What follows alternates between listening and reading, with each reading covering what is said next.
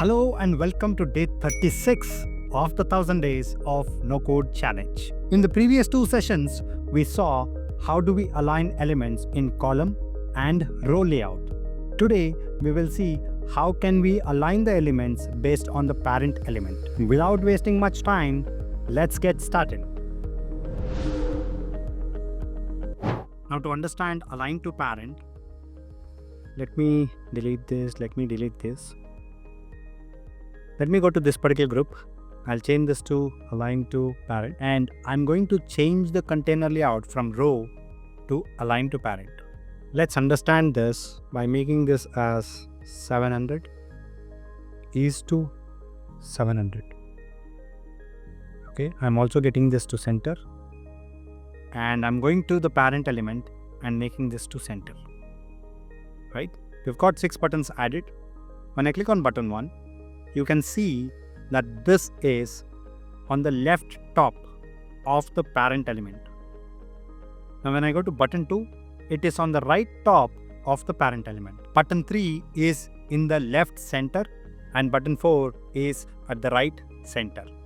Likewise, button 5 is in the left bottom and button 6 is in the right bottom.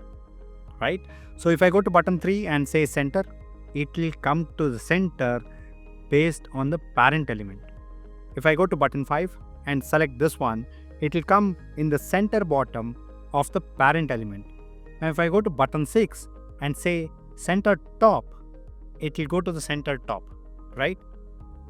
So as you can see, this is called align to parent because every element is getting aligned based on the parent element, right? So what I mean by that is, now this is in the center, right? So what I mean to say is if I change the width from 700 to 1400, right? This particular button stays in the center as compared to the parent element, right? It is center vertically and horizontally, both.